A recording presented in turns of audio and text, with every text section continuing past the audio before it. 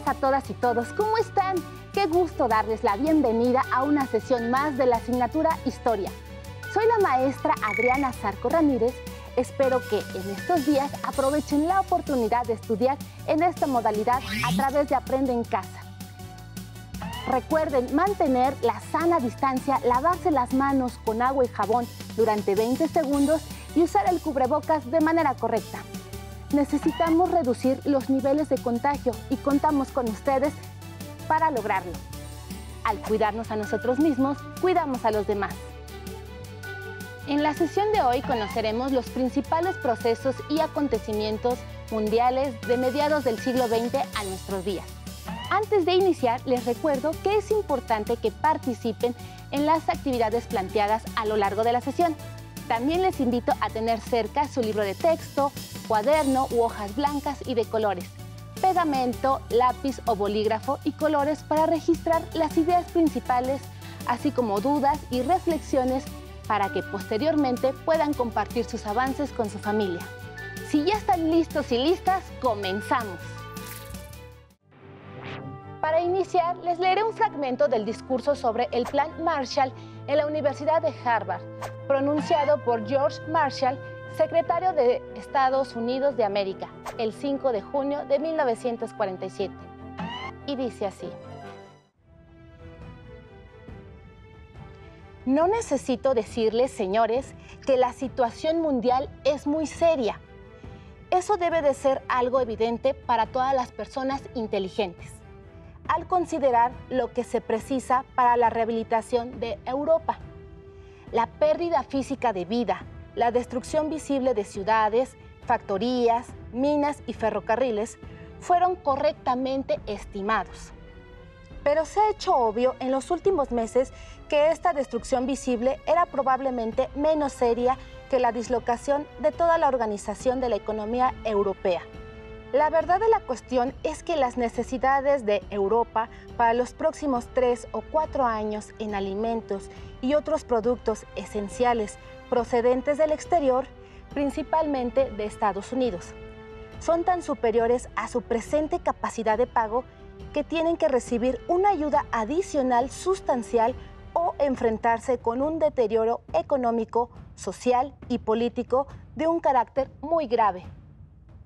Es lógico que los Estados Unidos hagan todo lo que pueda para contribuir al regreso de un estado de salud normal de la economía en el mundo, sin lo cual no puede haber estabilidad política ni una paz garantizada. Nuestra política está dirigida no en contra de algún país o doctrina, sino en contra del hambre, de la pobreza, de la desesperación y el caos.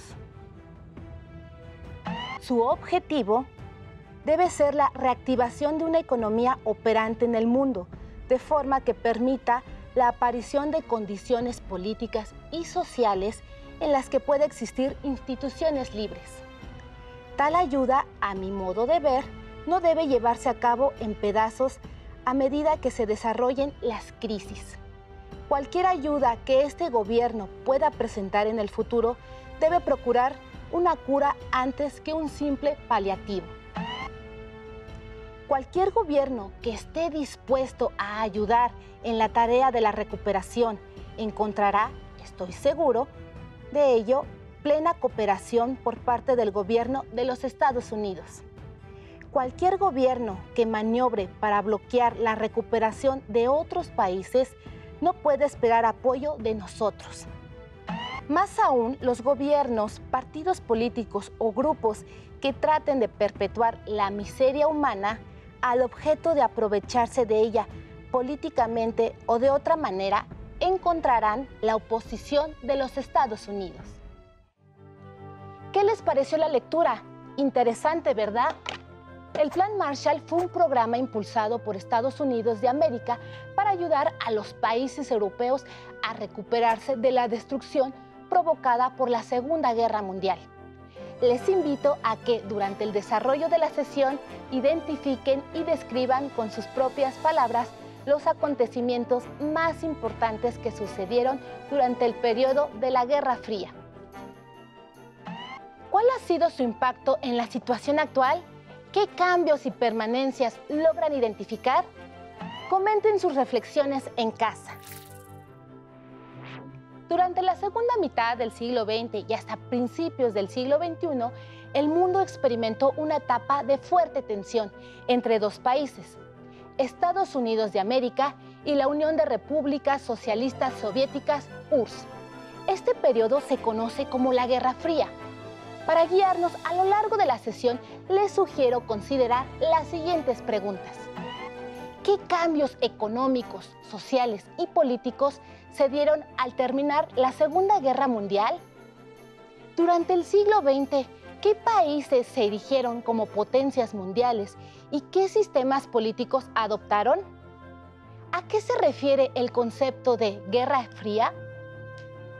Pongan atención al desarrollo de la sesión y así las podrán responder. Al finalizar la Segunda Guerra Mundial, en 1945, surgió una confrontación entre dos antiguos aliados, Estados Unidos de América y la Unión Soviética.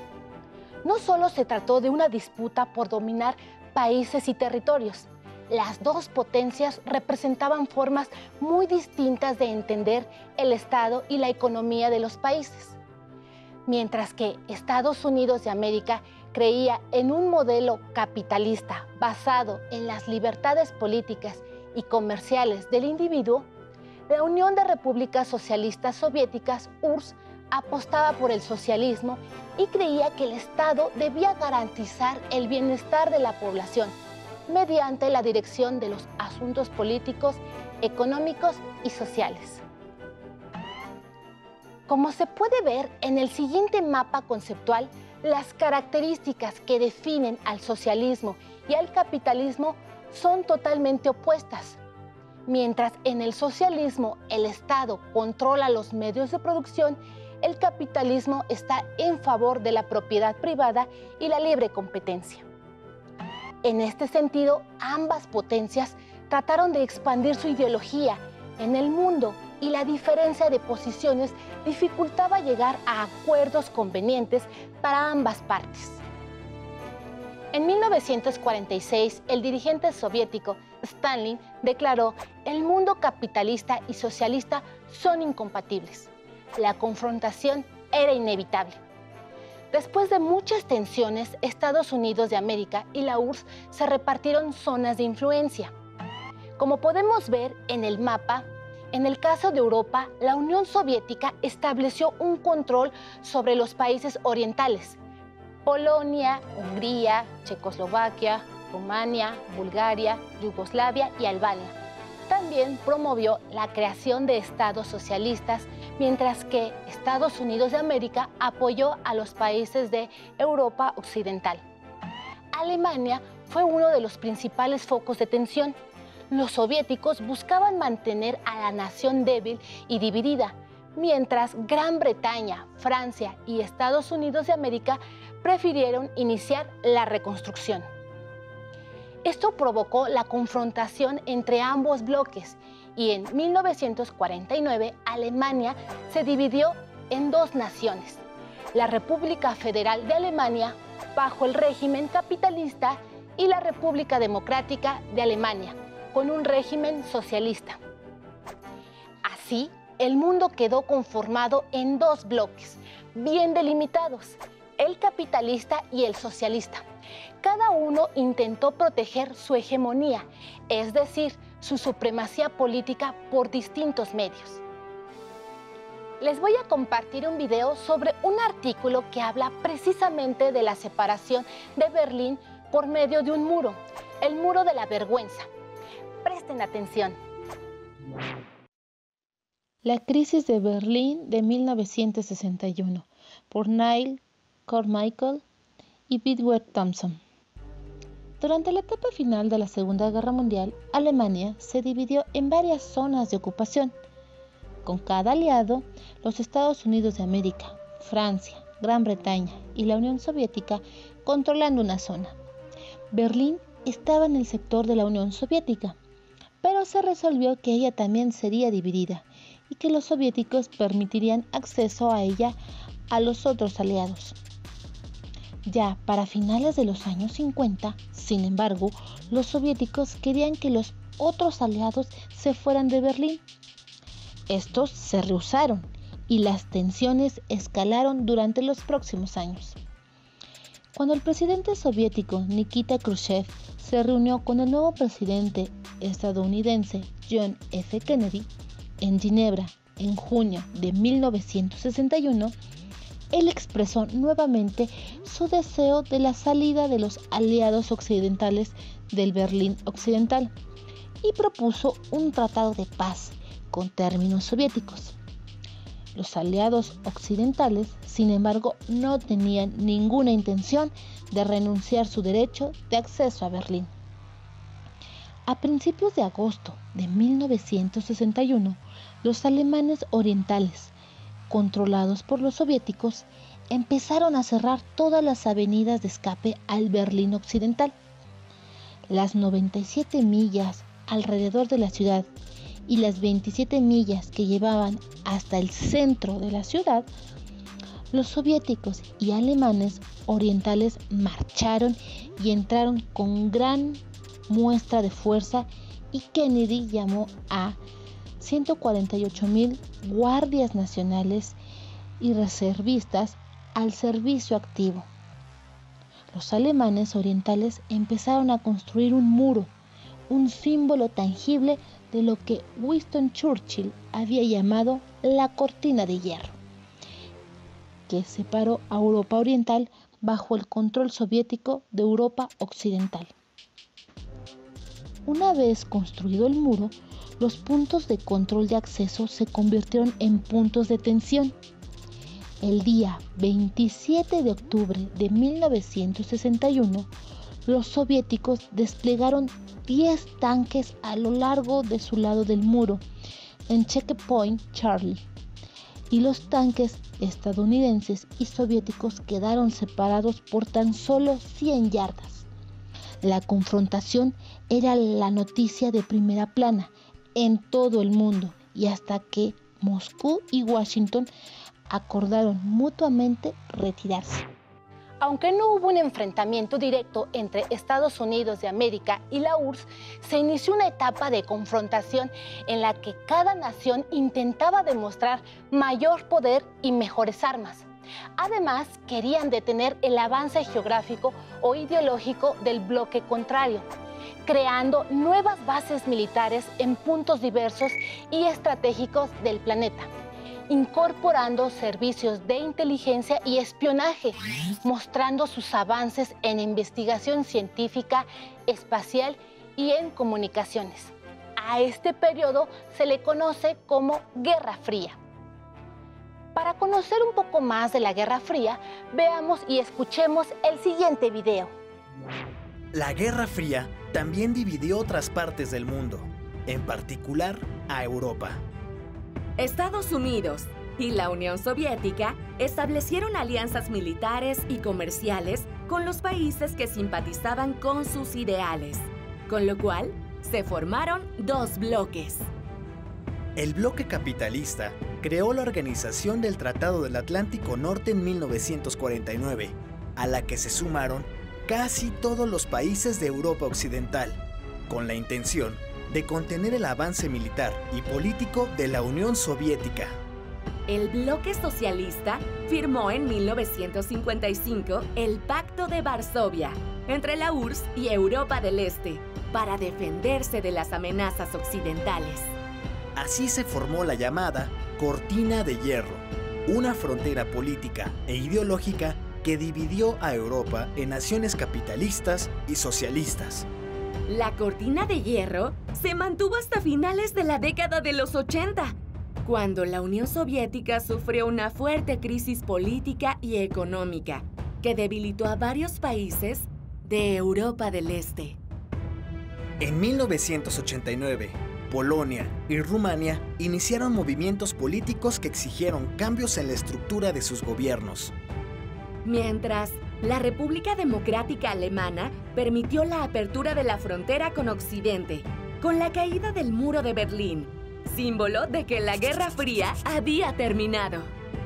La Unión de Repúblicas Socialistas Soviéticas se desintegró en 1991 y surgieron naciones autónomas como Rusia, Ucrania, Georgia, Azerbaiyán y Uzbekistán, entre otras, mientras que Letonia, Estonia y Lituania recobraron su independencia. Otra consecuencia fue la Guerra Civil de Yugoslavia, que concluyó con la ruptura de la nación yugoslava en Serbia, Bosnia-Herzegovina, Eslovenia y Croacia. Además, Checoslovaquia se dividió en Eslovaquia y República Checa. Retomando el video anterior, podemos apreciar que los bloques iniciaron una carrera armamentista encaminada a desarrollar nuevas tecnologías para la guerra, sobre todo después de que en 1949 la Unión Soviética consiguió desarrollar su propia bomba atómica. Por su parte, la población mundial vivía con un miedo de que estallara otra guerra mundial con armas de destrucción masiva, la cual habría sido devastadora para el planeta. Para proteger a los países aliados del bloque capitalista de una agresión soviética, Estados Unidos de América, Canadá y varios países de Europa Occidental formaron en 1949 la Organización del Tratado del Atlántico Norte, mejor conocida como la OTAN. En contrapartida, los países del bloque socialista firmaron el Pacto de Varsovia en 1955. China participó como observador del pacto hasta 1962. Yugoslavia fue el único país socialista que se rehusó a participar en la organización. Una vez que ambas potencias demostraron que tenían bombas atómicas, buscaron desarrollar la bomba de hidrógeno con una capacidad destructiva varias veces mayor que las que estallaron en Hiroshima y Nagasaki. Los estadounidenses la obtuvieron en 1951 y los soviéticos la perfeccionaron 10 años después, en 1961, consiguiendo la mayor explosión nuclear registrada hasta ahora en una prueba. El primer altercado de la Guerra Fría que involucró a muchos países de ambos bloques en un conflicto regional fue la Guerra de Corea. En 1950, Corea del Norte invadió Corea del Sur. Estados Unidos de América acudió a su apoyo con la colaboración de tropas británicas, australianas, canadienses y francesas, bajo el comando de la ONU.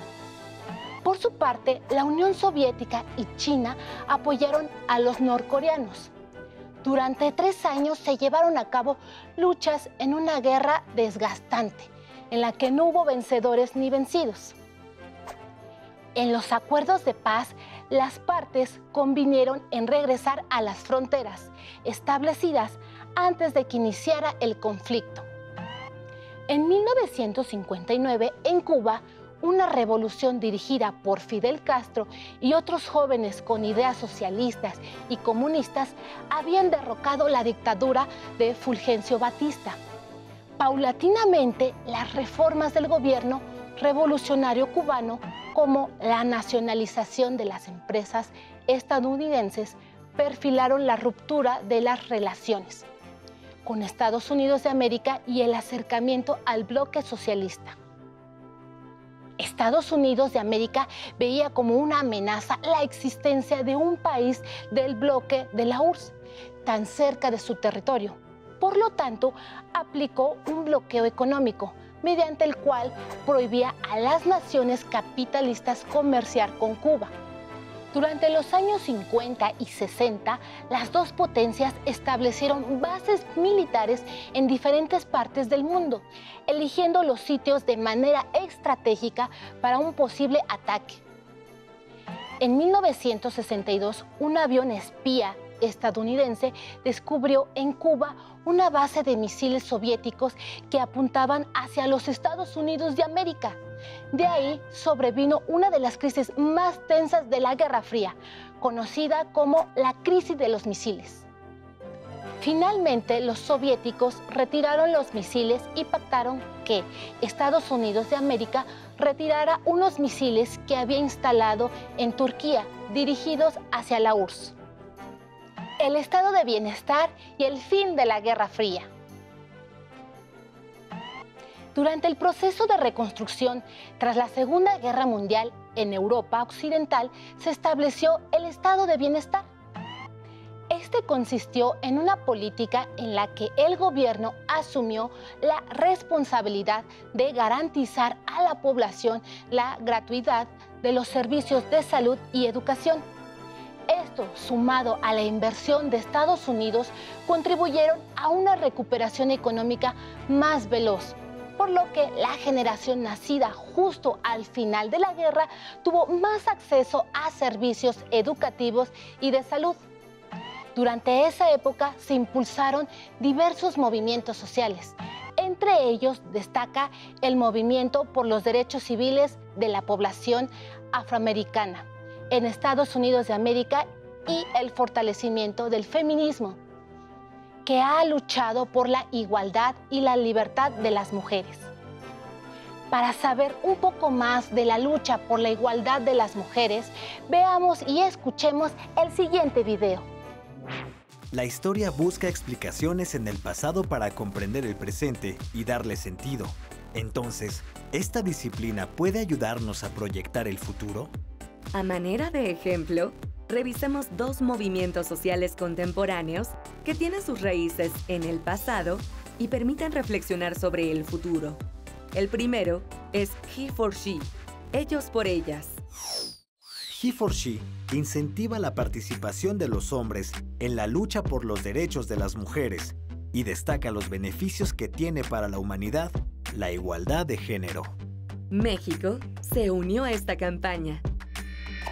El feminismo es un movimiento social que busca el reconocimiento de los derechos de las mujeres, así como erradicar la desigualdad de género en el acceso a los servicios públicos, en la participación de la vida política y en las oportunidades de desarrollo económico y profesional.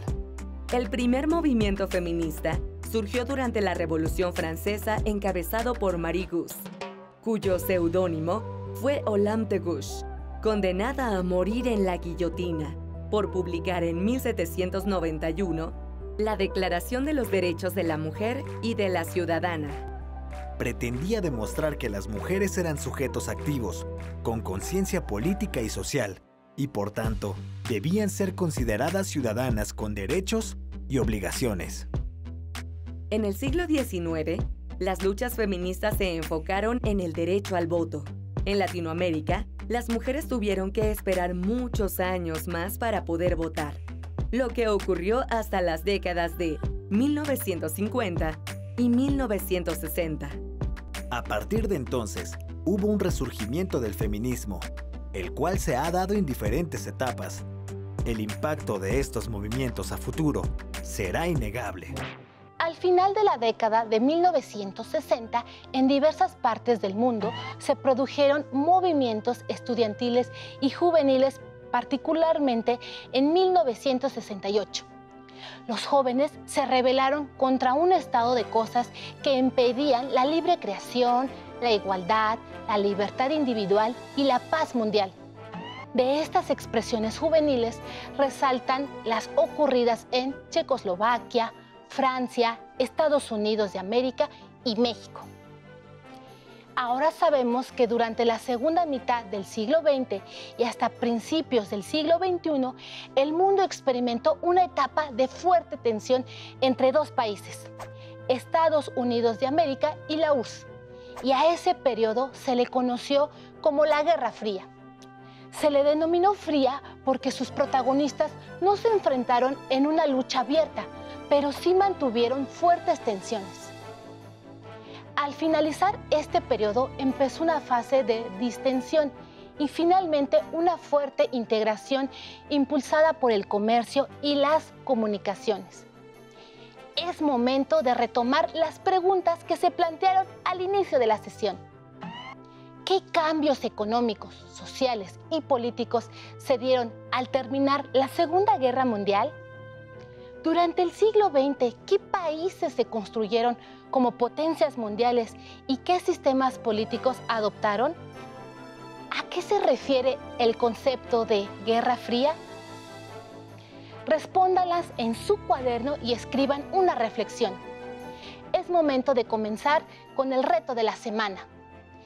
En esta ocasión deberán elaborar en su cuaderno o en hojas blancas una línea del tiempo en donde integren los acontecimientos más importantes mencionados durante la sesión. Se les sugiere anotar previamente en su cuaderno los acontecimientos más importantes de las 3 sesiones en las que se abordarán los acontecimientos de mediados del siglo XX al XXI. Una vez que hayan recabado los aspectos más importantes de cada sesión, podrán realizar de manera más fácil y ordenada su línea del tiempo. Recuerden que pueden dejar volar su imaginación y decorarla como más les guste, ya sea con imágenes alusivas al tema o, si lo prefieren, pueden dibujar.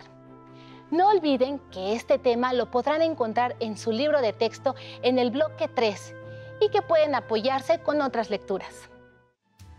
Para comprender un poco más sobre el ambiente en el que se desenvolvió la Guerra Fría, les sugiero el libro Bajo un cielo escarlata del autor Mark Sullivan. También les invito a consultar otras fuentes bibliográficas, digitales y audiovisuales que tengan a la mano. No olviden acercarse a páginas confiables, respaldadas por una institución educativa como las universidades. ¡Listo! Terminamos, pero aún nos queda mucho por explorar y descubrir. Así que nos vemos pronto aquí en Aprende en Casa. ¡Hasta pronto!